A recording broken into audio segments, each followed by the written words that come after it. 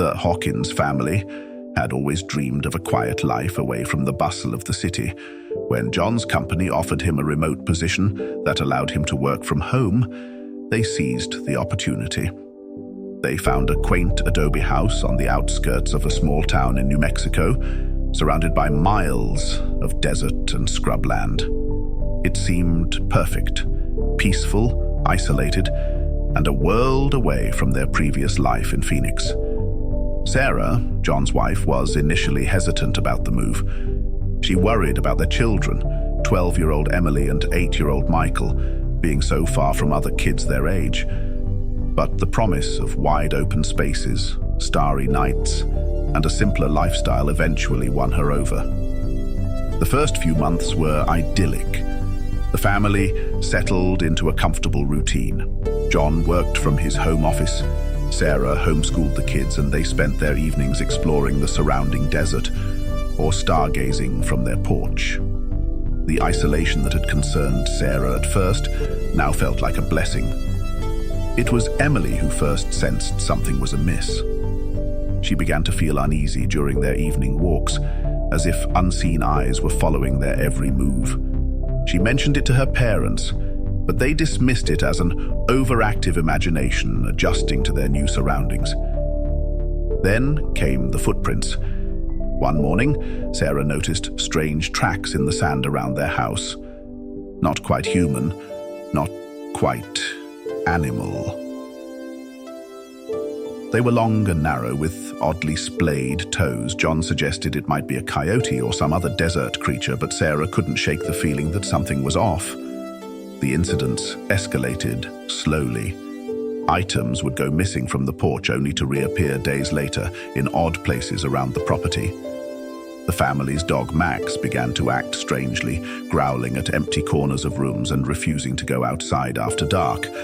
One night, as John was locking up, he caught a glimpse of something moving just beyond the circle of light from the porch. It was tall and thin, with limbs that seemed too long for its body. When he blinked, it was gone. He told himself it was just a trick of the shadows, but deep down he knew better. Sarah started researching local legends and came across stories of skinwalkers, shape-shifting witches from Navajo folklore. The more she read, the more convinced she became that something supernatural was stalking their family. John remained skeptical, but he couldn't deny the growing sense of unease that permeated their once peaceful home. The children were the next to have a close encounter. They were playing in the backyard when Michael suddenly froze, his eyes wide with terror. Emily followed his gaze and saw a figure crouching behind a large cactus. It looked like a man, but its skin was a sickly grayish green, and its eyes glowed an unnatural yellow in the fading light. As they watched, paralyzed with fear, it slowly stood to its full height, easily 7 feet tall, and took a step towards them. Emily screamed, snapping them both out of their trance. They ran inside, slamming the door behind them. When their parents rushed to investigate, there was no sign of the creature, but the cactus it had hidden behind was torn to shreds. From that day on, the family lived in a state of constant fear. They kept the curtains drawn at all times and never ventured outside after dark. John installed security cameras and motion sensor lights around the property, but they seemed to malfunction with alarming frequency. The skinwalker grew bolder. They would wake to find deep scratches on the outside of the house, as if something with enormous claws had tried to claw its way in. Nightmarish howls echoed across the desert at night, sending chills down their spines. Max disappeared one evening and was never seen again. Sarah reached out to a local Navajo elder for help. The old man listened gravely to their story and confirmed her worst fears. They were indeed being haunted by a skinwalker. He warned them that these creatures fed on fear and negative energy, growing stronger the more they terrorized their victims. He gave Sarah a small leather pouch filled with protective herbs and instructed her to burn them while reciting a prayer for protection. For a few days it seemed to work. The nightly disturbances ceased and a tentative calm settled over the house, but their relief was short-lived. On the 5th night after the elder's visit, they awoke to the sound of shattering glass. John rushed to Emily's room to find her window broken, shards of glass scattered across the floor. And there, illuminated by the moonlight, was a sight that would haunt him for the rest of his days. A creature stood over Emily's bed, its body a twisted amalgamation of human and animal features. Matted fur covered its elongated limbs, and antlers sprouted from its misshapen head. But worst of all were its eyes, glowing orbs of malevolent yellow that fixed on John with terrifying intelligence.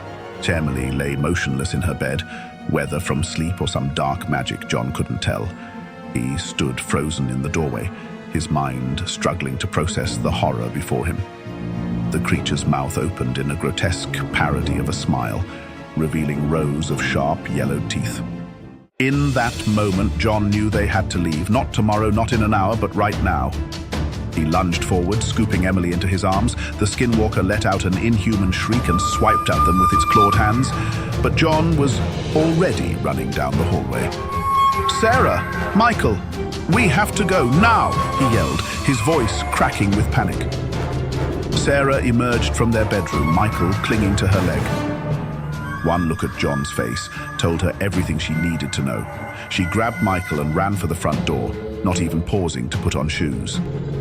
Just as Sarah was about to run out the front door, Michael felt a hand grab him by the foot and in an instant pull him out of Sarah's arms.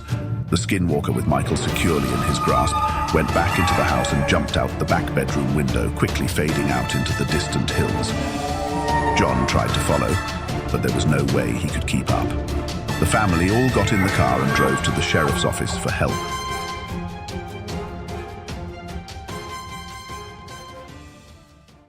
A massive search was conducted, but no sign of Michael was found. After weeks of searching without any trace of Michael, the search was called off. Sarah broke down in tears, the stress and fear of the past weeks finally overwhelming her. John held her close, his own eyes brimming with unshed tears. Emily clung to her parents. John called his company and resigned, citing a family emergency. Sarah contacted her sister in Oregon, asking if they could stay with her for a while. It wasn't much of a plan, but it was a start.